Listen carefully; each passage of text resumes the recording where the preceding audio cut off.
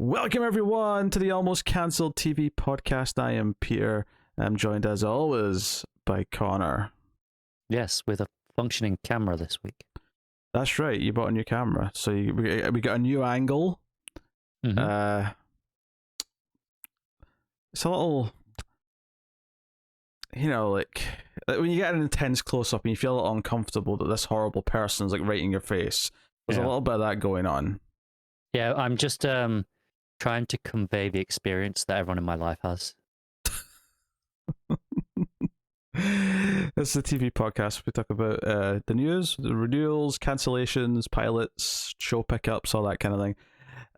We'll get into it. It's not a big week though, admittedly. It's a relatively quiet week.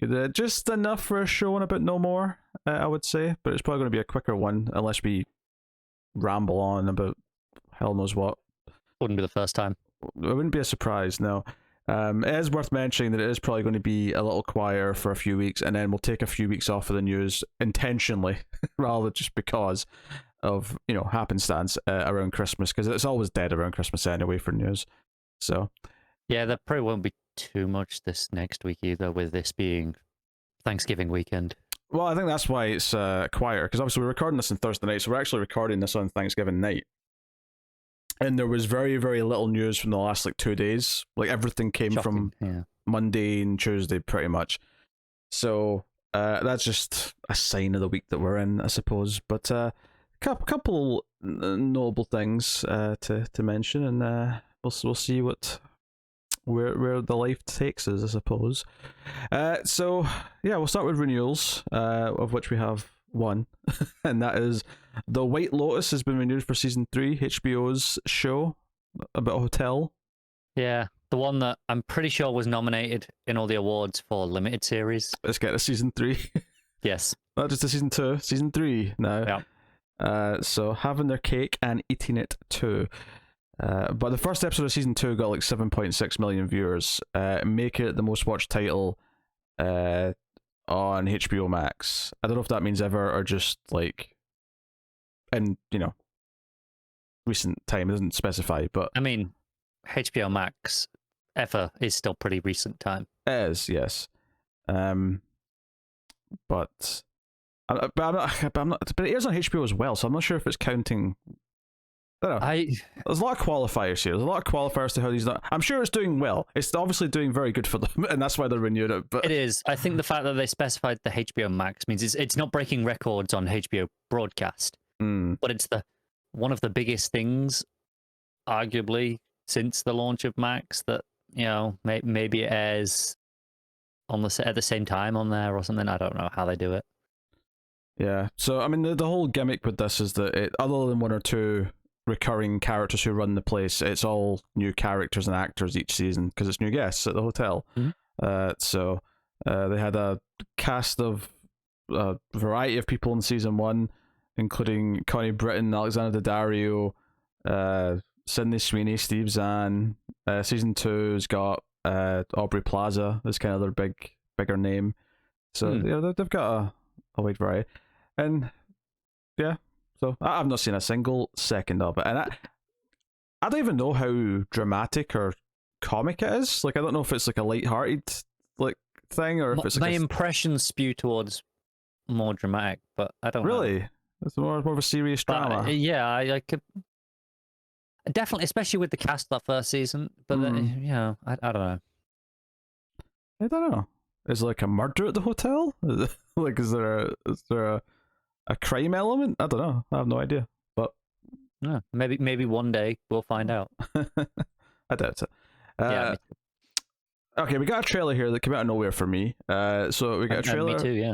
for a show called Copenhagen Cowboy, which is it sticks out as a title. Copenhagen Cowboy.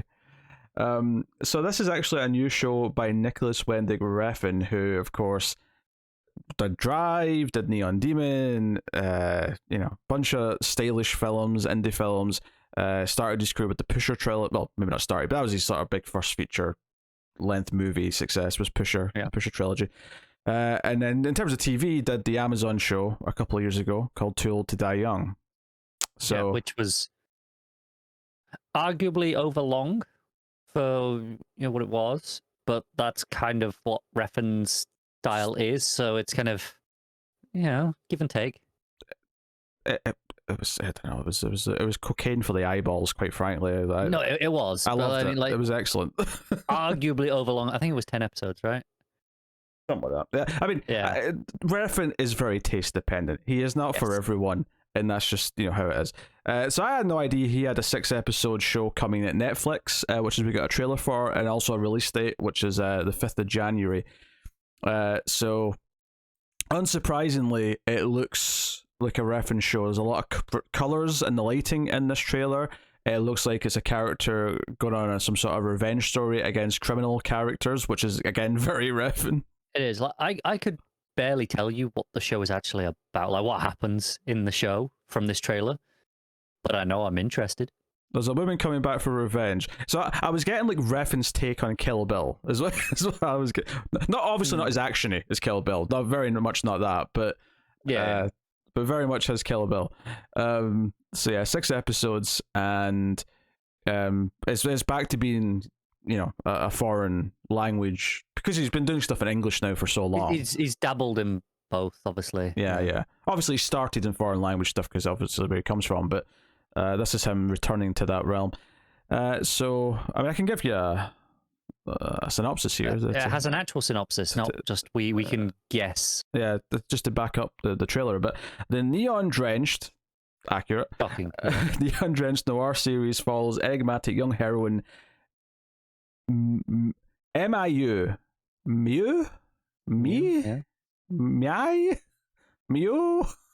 I'd have said Mew, but you could literally tell me that's any vowel sound, and I would believe you. Yeah. Anyway, after a lifetime of servitude and on the verge of a new beginning, she traverses the ominous landscape of Copenhagen's criminal netherworld. Netherworld, what a word to use for that. Searching for justice and enacting vengeance, she encounters her nemesis Rachel as they embark on an odyssey through the natural and supernatural. Okay, didn't get that from the trailer. The past ultimately transforms and defines their future as the two women discover they are not alone, they are many. Even thematically, I can see this being a follow-up to Too Old to Die Young. Yeah. There's some themes in there that are at play. The trailer's very stylish, it's very colourful, there's a lot of slow motion and just like people standing, staring at things. Yeah, we'll definitely say if you've seen some Refn movies in the past and you're not a fan, this isn't going to change your mind. Yeah. The only exception is that Drive seems to penetrate at slightly more, and it's not, I wouldn't say mainstream, but it penetrates more like movie fan realm. It does, yeah. I don't know what it is about that kind of let it slip through, because I don't think it's that much more accessible than some of his other stuff. I think it is, but I've shown Drive to people who have liked Drive, and then I show them Only God Forgives, and they want to kill me for for making them sit through it. Yeah. It surprises me that Drive is the one that, relatively speaking, broke through compared to maybe like Bronson, which I feel like it's still a little bit surreal because Refn. I think that's the thing though. Is Drive's probably the least surreal. It's the least weird. It's very stylish, but it's still played the most straight. Yeah, it probably is, yeah. And it's probably my favourite Refn movie, despite the fact that I love his weird style. I love all the other things that I've seen from him. But, I think it's probably, objectively speaking, the best, but I have a soft spot for Valhalla Rising. I like that too. But there's also no denying Ryan Gosling's also the biggest star that he's worked with. Oh, 100%. Like, there's no question in that. Plus, you got Bryan Cranston in there at the height of Breaking Bad. There's a lot of Ron Perlman's in there. It's got a killer soundtrack, not just a score, but a soundtrack that also kind of entered pop culture. I think that's a big thing. The soundtrack kind of sold it. It's also, we didn't know this at the time, but it's got Oscar Isaac before he really became Oscar Isaac. So, yeah. I don't know. It's just, the stars aligned for that. I think just for it to be a bit more friendly to a more of an audience. At least there's a lot of an audience that love Drive that can't stand the rest of his stuff. Maybe the way I'd put it. Actually, that's better said. So I think this looks everything he's made since Drive, because it's almost like he resents that he got more popular with that and wants to be like, no, I'm the weird art house director. How dare you put me on this weird slot? No. This is what I make now. Yeah, and Drive's still like it's a very quiet movie. Oh yeah.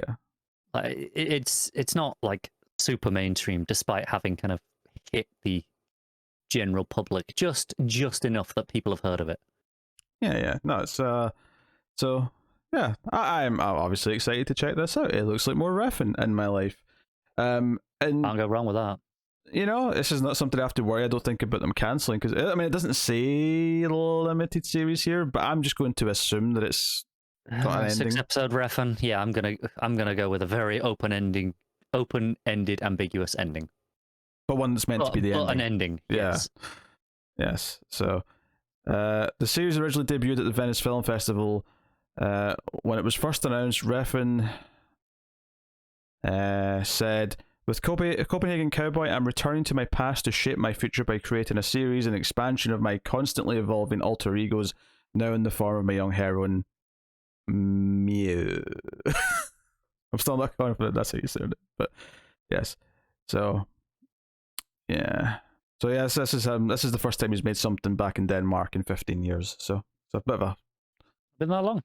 Yeah, a bit of a homecoming for him. Yeah. I mean that lines up. If you think about it, 2022. You go back, it's a 2007-ish. Yeah, I mean it does sound about right. It just, I don't know. Sounds like a long time ago when you say 15 years. I mean, there's a lot of things that's like make me feel old when I realize it's been 15 years since 50 years 2007. Well, the first Transformers movie. It's 50 years old. That's where you want to go. That's where you start with. I could take it else in 2007. That's the first thing I could. Oh, Hot Fuzz. That's 15 years old. There you go. Tell me that. I mean, I know that, but don't tell me that. Don't remind me. Nah, the one that broke my brain recently, it was a video game one. It was the PlayStation 1 is closer to, what was it, like Pong or something like that, than we are to the PlayStation 1 coming out. Yeah, that sounds about right. That's one of those like, it's just that's like one of those facts about like Cleopatra was closer to us than the founding of than the building of the pyramids, right? Like, it's not one of those where you're like, hang on a second. Maybe it's because I grew up through the PS1 era, but it's just like Pong feels like this ancient like device. It feels like something that should be found in a pyramid. Yeah. But you're telling me that's closer to that than I am to the PS1 now at this point. 2007. 2007 was 2007 the God year with like Halo 3, Mass Effect. And BioShock. Yeah, that was that year. Yeah. It was a good year for gaming. I don't care about all of those, but yeah, Mass Effect and BioShock I'll take, yeah. Yeah, I felt like there's a few other big ones that year as well. That actually, the first Uncharted might have been that year, which admittedly is not that franchise's, crown jewel, but that sounds about right, because the second one was 2009. Not really bad. Yeah. So. Oh, you had so you had the first Uncharted, you had the first Assassin's Creed, you had but COD 4, which was the original Modern Warfare, Mass Effect, BioShock, all of which were hugely influential games for a generation or more, all in the same year. It's a big year. So it's been 15 years since all those things. Yeah. It's been 20 years since the first Spider-Man movie. Let that sink in. Yeah, but that looks 20 years old. It kind of does. I should say the first Raimi Spider-Man movie. Technically, the first Spider-Man movie was in the 70s, but that's no one talks about that. All right, next up, Dune: The Sisterhood has lost its showrunner, or its co-showrunner. They still making this? Yeah, they're still making this. Well, I mean, they're doing a part 2, so I assume that the synergy will happen when part 2 is coming out, and they'll have the show. Yeah. It'll still fail, because every show tie-in does. Yeah, maybe. But it's moving in production. So it's not. I mean, it's still happening. But series creator and writer Diane Adamu-John is stepping down as co-showrunner. She'll remain creatively involved in the prequels as executive producer, but will focus on other commitments. So it sounds like she came in, set it up, but she's actually leaving like the duties before like the actual productions really get underway. Whereas the other co-showrunner, Alison Shapker, will now be the sole showrunner. So I mean, it's not that much of a shake-up given that it was co-showrunners and the other one staying on, and you know. Yeah, it's not like a complete takeover and someone else coming in and with a whole different vision. It should still be pretty smooth. And you assume that most of the writing is done, and that's kind of.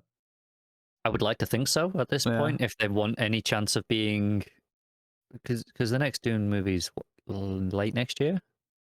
I think so. Yeah, that's right. So yeah, not much to add. It seemed notable enough. Bit of sad news. So we lost a Batman last week with Kevin Conroy passing. This week we have the Green Ranger passed away, sadly by suicide at the age of 49. Jason David Frank, who played Tommy in the Power Rangers series, played the Green Ranger, then he became the White Ranger, and you know he's been making guest cameos and appearances back in all the newer Power Rangers things. I think consistently the entire time, right? I think so. He's always embraced kind of that being his ticket, if you will. He never seemed ashamed of Power Rangers being his thing. He always went to all the cons. Yeah. So it's obviously sad to hear. You know, a lot of the cast members were speaking out about how great it was, and you know. All the things you'd expect to come out when someone passes away, but this is a weird couple of weeks for people our generation, because you know I think if you're between a certain age range, you grew up with Batman the animated series and you grew up with the Mighty Morphin Power Rangers. Those were both in your childhood, pretty much, yeah. And now two of the names portraying the more popular elements of those have, you know, because that's the thing, the Green Ranger. He was everyone's favorite, pretty much. Like, you had the odd weirdo who liked someone else, but most people liked the Green Ranger the most. Yeah, pretty much. You had the odd one who maybe liked Red Ranger. Aye. Yeah. The chumps. Aye. Yeah. So, you know, I don't really have anything meaningful to say or add to it. Just, you know, it sucks. And that does indeed suck. And he's only 49, because I mean Kevin Conroy was, I mean he was still too young, don't get me wrong. Yeah, it was only 66. It's not like old by any means. But you know, then we're going to 49 here, so this is like, you know, someone who was playing a teenager when I was a kid shouldn't be that old still yet, and you know, here we are. Weren't, really. Yeah, because I assume they're all just you know, about to hit 50ish, or maybe some of them have. Yeah, I would assume they're all within 3 or 4 years of each other at most. So, no, real shame. There you go. So, but we'll move on to our one new comedy of the week, which is... That'd be a good one. Well, it's CBS, so you got a chance. Okay. So they're developing The Hilsons, a multi-camera family comedy from the Neighborhood team of writer-actor Malik Sanan, or maybe Sanan, depending how you pronounce that, and star executive producer Cedric the Entertainer. And this also comes from Capital Entertainment, which everyone knows. Aaron Kaplan's behind that bad boy. Everyone does know, or at least anyone who listens to this show knows it. In The Hilsons, written by Sanan, a mother and her two adult sons thought they knew each other until they are forced to live under the same roof for the first time in more than 20 years. This is almost one of our rules at this point, is people moving back in with their parents. And discover they have all been keeping secrets from one another. Now, the seemingly loving family must learn to live together again and accept each other for who they are and not who they were pretending to be. Sounds like a sitcom. It sounds like a sitcom, yep. Yeah. Not really much to add, to be honest. I mean, it might be funny. Like, it might be very good. But it was just a standard family sitcom premise of, hey, there's a family living together. Yeah. That's pretty much it. The only gimmick being kids have to move back in with their mother, which is not original. Like, so many sitcoms have an element of either the kids moving back in with their parents or the parent moving in with their adult children and their family. That latter one especially happens all the time. Yes. There's so many sitcoms where the grandpa lives with them or whatever. All right, so on to the dramas. So first up, Bruna Papandreou's Made Up Stories and 5th season have optioned the rights to Haley Kirscher's young adult novel The Falling Girls for television. Chloe Stearns and John Wynne are set to write the show. Set against the backdrop of a high school cheerleading squad, The Falling Girls is a thriller about the dark, intense, and all-consuming paths female friendships can take. Okay. I wasn't expecting thriller from everything else in that. I can see it. If it was a young adult, I can see it being like a trashy teen thriller kind of thing. Yeah. Where was this again? No network, yeah. It's just okay. Companies that have optioned it, yeah. All right. I can see it kind of being... See, if you told me that was a CW show, I can definitely see it as like a Riverdale replacement. Yeah, but it could also be like akin to Yellow Jackets with this description as well. Yeah. Which I don't know, we will have to wait and see where that falls. Yeah, I'd say it's more likely to be more like a CW show. I would expect, because that's the easier thing to do. But you never know, if it ends up in a like a streaming or cable network, maybe they'll go for something a bit more. Yeah, it all depends kind of what tone they want to take with that. Yeah. Next up, British author C.J. Tudor's buzzy upcoming book The Drift is getting a TV adaptation.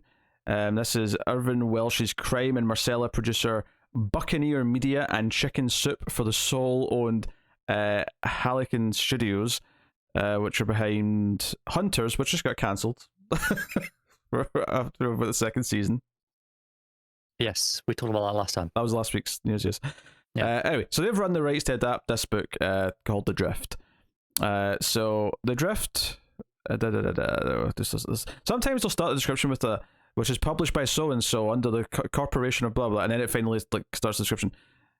Tells the story of 3 groups of frightened teens who find themselves thrown together in a frozen post-apocalyptic world. One group is involved in a coach crash, another wakes suspended across a ravine in a broken down cable, and the third hunks down in an isolated sky chalet, and stalking all 3 is an even greater danger. There's potential. Yeah.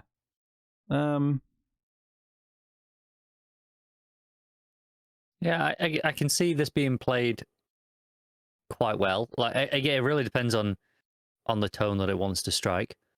But like, there's something stalking them. You could almost play that akin to like The Terror. Yeah, it could be a monster. It could be a person. I mean, it doesn't really tell us. Yeah. Yeah, potential. Apparently, the author here, C.J. Tudor, has been referred to as Britain's female Stephen King by the newspapers. I am familiar with the name in passing. Never read any of the work, I don't think. But I've seen the name for sure. For some reason, throwing the word female in there feels really skeevy to me. Like, why not just say she's Britain Stephen King? Why do you have to specify? I would suspect it's so that you know that she's a woman, because it's a very common thing. Yeah, especially with women authors to use initials like that as a way of not putting men off when they see the name in the bookstore, because there is obviously this is bullshit, but there is a perception that a lot of men have, where they'll see a woman's name on the book and be like, oh, well, this isn't written for me, and they'll just brush over it immediately, which is why a lot of them... it's not like the first science fiction novel of all time, which birthed the entire genre, was written by a woman or anything. No, like I say, it's absolutely insane. But even something as big as something as big as Harry Potter, right? It's still J.K. Rowling, right? It's the same idea of just we don't want to alienate people, we don't want to scare them away by making this clear it's a woman. To extrapolate what I just said, barely even a woman. If I remember correctly, Mary Shelley was like a teenager when she wrote Frankenstein. Is that accurate? Was she that young? I don't. She was young. I'm sure she was young. Look it up. I feel like I remember this. If I'm wrong about that, then fair enough. My previous statement still stands, but... She was 18 when she had the idea, 19 when she finished writing the book. That's impressive. Yeah. No, it is, yeah. And what did you achieve by 19? I got into uni. Have you achieved anything since 19? I have a degree. I completed uni. Yes, you and X million others in the last decade. I survived. Is that not enough? So yeah, props to Mary Shelley for creating basically like the genre that keeps us all going. Yeah. Also, still a great book and holds up. I recommend it. I read it in high school. It's been a while, but I remember liking it at the time. Yeah. So that is The Drift, which turned into us complaining about sexist book readers.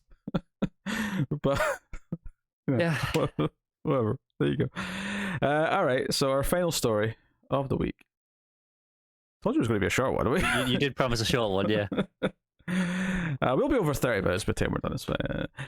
A Million Little Things, which is a show that already exists, but the people behind it, DJ Nash and Dana Honor, are developing a show at NBC, a family drama. Mm-hmm. It's called Life Changing. Although I have to emphasize here, there's a comma between the words, so it's life changing. Okay, at least that's got a little bit more style to it. Yeah, like you could sort of get like an extra bit of meaning from it just because of the comma. Yeah. Yeah. So yeah, they've got a penalty. Yeah. So very good. The series follows a couple over 25 years as they share moments in life, both good and bad, professional and personal. I did that, and I was joking. Both good and bad, that change them forever. Sometimes in life, the toughest challenges make way for greater things that you could have never possibly imagined. I mean, that is the most vague description of a TV I think show. The over 25 years is the most interesting part. That's obviously its hook.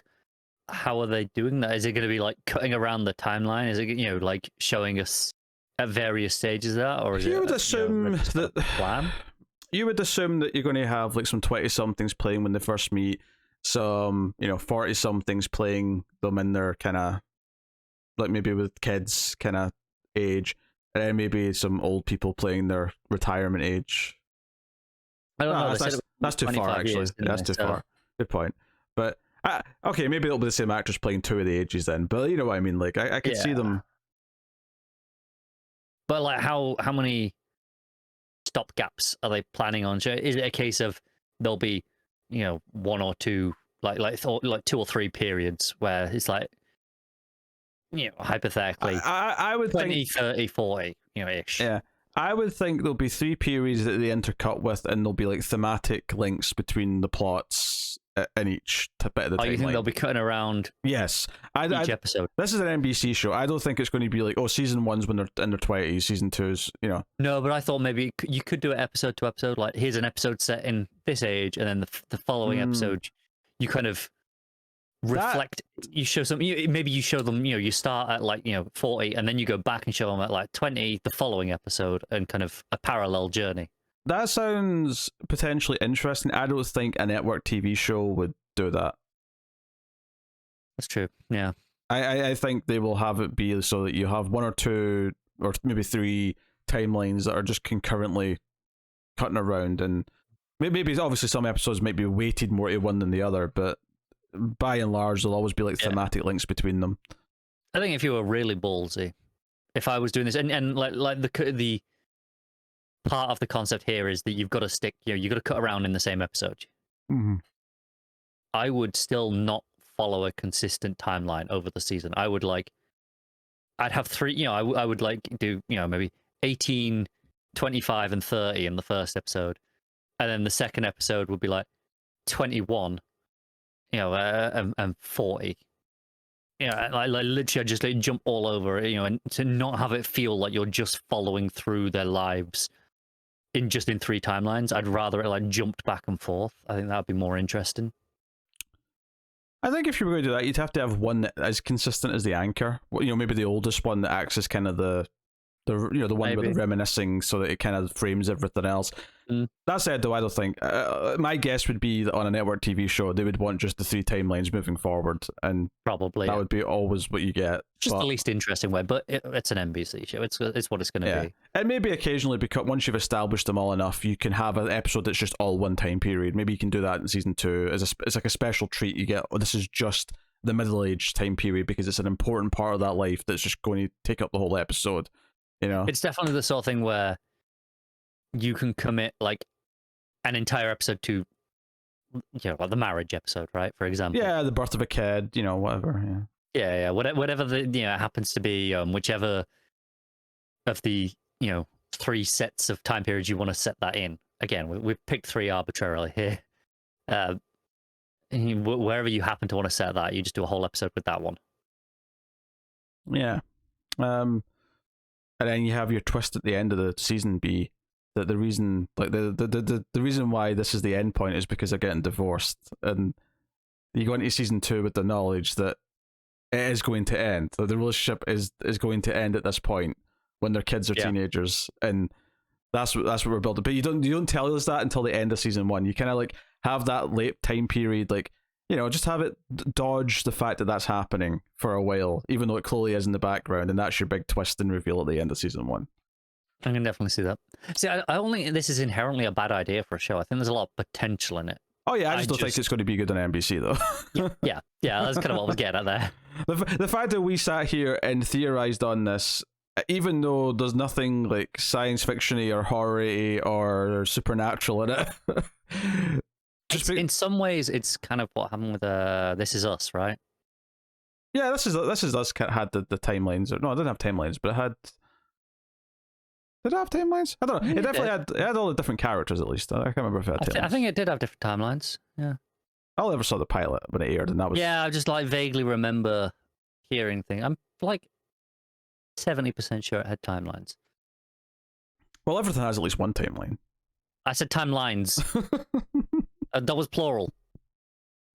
If there's a show that has no timeline, I would love to see what weird. I mean, Refn could make I was going to say Refn might be the one. The entire thing's a still image, but there's something just vaguely happening that's moving throughout the image that you can kind of glean as a story.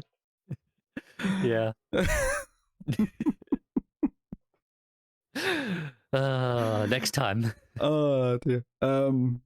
But there you go. That's the news. Yeah, it's a light week. Everything basically shut down for Thanksgiving, and not on Thanksgiving, like the day before at least. Like, most of my news was from Monday, basically, with a couple of things from Friday. What happened is the World Cup started, and everyone was like, "Screw this." We're not talking about that. No, that's fine. It's fine because when we're recording comics tomorrow, I will be watching the England game. Well, I mean, I hope England lose on principle, but I don't really care about the tournament. You will. Mm-hmm. You will. Give it time.